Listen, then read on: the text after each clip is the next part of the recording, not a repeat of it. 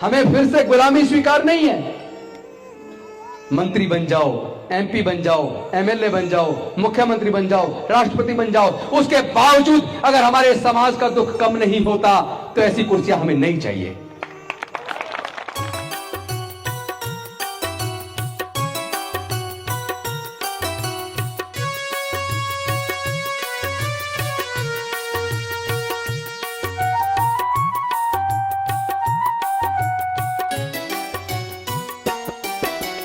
बुद्ध की धरती युद्ध न चाहे, चाहे अमन परस्ती। ये बुद्ध की धरती, ये बुद्ध की धरती युद्ध न चाहे, चाहे अमन परस्ती।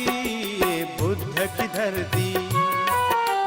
बुद्धं शरणं गच्छामि, धम्मं शरणं गच्छामि, संघं शरणं गच्छामि। ये बुद्ध का भारत, प्रबुद्ध भारत, पूर्ण समर्थक शांति का, सम्मान बड़ा अहिंसा का, यहाँ मुकाल निरर्थक क्रांति का। जगवालो अमन का व्रत लेकर। डॉक्टर बाबा साहेब अम्बेडकर के क्रांतिकारी साथियों, आप सबको क्रांतिकारी जय भीम, विनम्र नमो बुधाय। सबसे पहले तो मैं आपको दुनिया के महानतम सम्राट चक्रवर्ती अशोक जी की जयंती पर शुभकामनाएं देता हूं और इस धम्म परिषद में आए हुए सभी साथियों का आह्वान करना चाहता हूं। आज देश के अंदर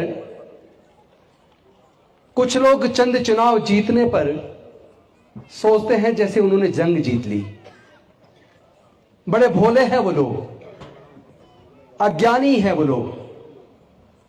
अंधविश्वास पाखंडवाद के दम पर लोगों को गरीब बनाकर, लोगों से रोजगार छीनकर, 10-20 किलो अनाज बांटकर वो सोचते हैं कि भारत को जीत लेंगे। भारत के लोगों के दिल को जीते बिना भारत को कैसे जीत सकते हैं? जिसने अपने राग, द्वेष, लोभ, मोह को जीत लिया, समझो उसने जग को जीत लिया। और जिसके मन में नफरत है, अहंकार है, जो जाति और धर्म के नाम पे नफरत पैदा करते हैं, ऐसे लोग अंदर से हारे हुए हैं। जो लोग एमपी, एमएलए और मंत्रियों की कुर्सियों को बहुत बड़ा समझते हैं, सच्चे मायने में बहुत छोटे हैं। सच्चाई तो यह है, हजारों साल तक भारत के लगभग 85% लोगों को एक ऐसी सामाजिक व्यवस्था थी जिसने 85% से ज्यादा लोगों को पढ़ाई लिखाई से वंचित रखा। हजारों साल तक व्यापार से, संपत्ति से वंचित रखा, इंसानियत के दर्जे से वंचित रखा। ऐसी सामाजिक व्यवस्था जो छुआछूत पर आधारित हो, ऊंच नीच पर आधारित हो, जिसमें घृणा हो, जिसमें शोषण हो, ऐसी सामाजिक व्यवस्था को हम कैसे स्वीकार कर सकते हैं? डॉक्टर बाबा साहेब अम्बेडकर हमें बुद्ध का धम्म देकर गए। वो हमें बुद्ध का धम्म ही क्यों देकर गए? कभी इसके बारे में सोचना। पहले तो कभी यह सोचना कि बर्मा से लेकर, म्यांमार से लेकर ईरान तक जहां भी खुदाई होती है केवल बुद्ध निकलते हैं। अयोध्या में जब खुदाई हुई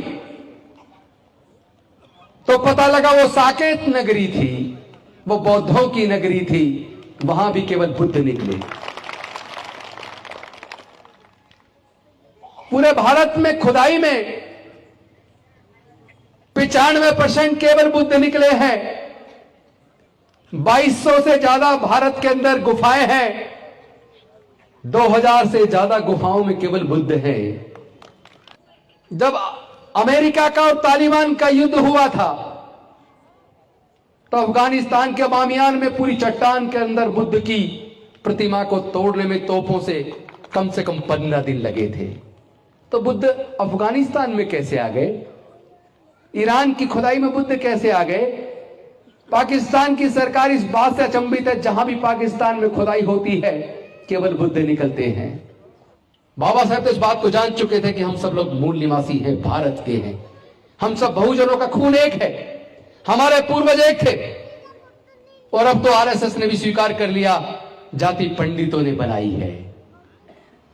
उन्होंने फूट डालो और शासन करो की नीति के तहत भारत के बहुजनों को 85% लोगों को हजारों जातियों में बांट दिया। लेकिन आज हम लोग अपनी मर्जी से जातियों में बटे हुए हैं। क्या हम लोग आपस में रोटी बेटी का रिश्ता करते हैं? अनुसूचित जाति, जनजाति, पिछड़े वर्ग के लोग इस बात को जान ले, हमारे पूर्वज बौद्ध थे, हमारा खून एक है, तो ये जातियों को खत्म करने का समय आ गया है। जो भी कोई राजनेता और किसी भी पार्टी का नेता डॉक्टर बाबा साहब अम्बेडकर के संविधान को खत्म करके मनुस्मृति के आधार पर भारत को चलाने की बात करेगा, भारत के लोग उसे स्वीकार नहीं करेंगे, उसे निस्ते नाबूद कर देंगे। एक कुर्सी क्या, डॉक्टर बाबा साहेब के विचार पे चलने के लिए हजारों कुर्सी कुर्बान है। हमारे जीवन का एकमात्र उद्देश्य है भारत से जाति व्यवस्था को जड़ से खत्म करना, इस वर्ण व्यवस्था को जड़ से खत्म करना और अपने पूर्वजों की सांस्कृतिक विरासत बुद्ध के धम्म में घर वापसी करना। जो लोग डॉक्टर बाबा साहब अम्बेडकर का संविधान जलाते हैं, उनके खिलाफ सरकार कार्रवाई नहीं करती, इसका मतलब खुद सरकार ही जब भारत को तोड़ने के रास्ते पे निकल पड़े, जब सरकार के संरक्षण में लोग धार्मिक उन्माद करें, नफरत पैदा करें, तो फिर भारत को बचाएगा कौन? सम्राट अशोक के टाइम पर भारत सोने की चिड़िया थी, और आज किसी भी मामले में देख लीजिए, कुपोषण के मामले में भारत में सबसे ज्यादा लोग हैं, भुखमरी के मामले में भारत सबसे आगे है, बेरोजगारी बढ़ती जा रही है, और सरकार 80 करोड़ लोगों को कहती है हम अनाज दे रहे हैं। हमें तुम्हारी भीख नहीं चाहिए, हमारे लोगों को रोजगार चाहिए, हमारे लोगों को सरकारी खर्चे पे शिक्षा चाहिए, सरकारी खर्चे पे इलाज चाहिए,